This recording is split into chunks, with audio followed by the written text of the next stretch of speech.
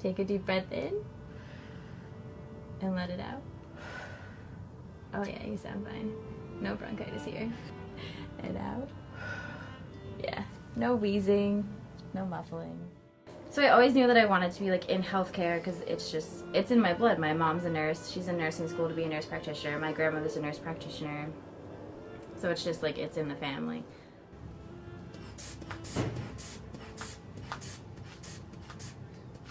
And as I grew up, that developed into always wanting to be the person that like took care of my friends.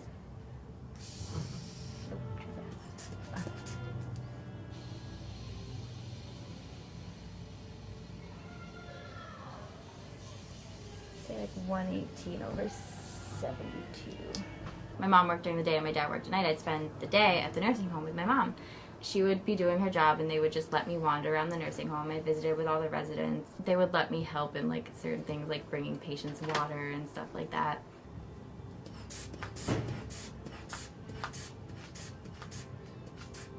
I liked going to the doctors because it means I got to play with all the tools.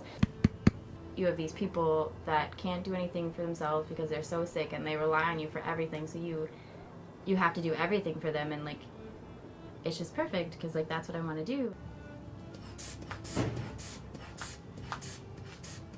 When I was about 11 or 10, my dad had a massive heart attack at the age of 40, and like I was home, it was Thanksgiving, and my mom was actually at work because she had to work a holiday because that's what nurses do, we work holidays. And it was my dad and my two little sisters and I, and he was getting my sisters ready for bed and he like just didn't look right.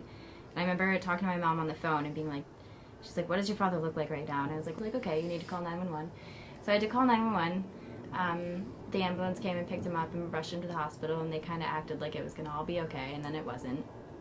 But I remember going to visit him. My grandmother came down and picked us up, and we drove up there to see him.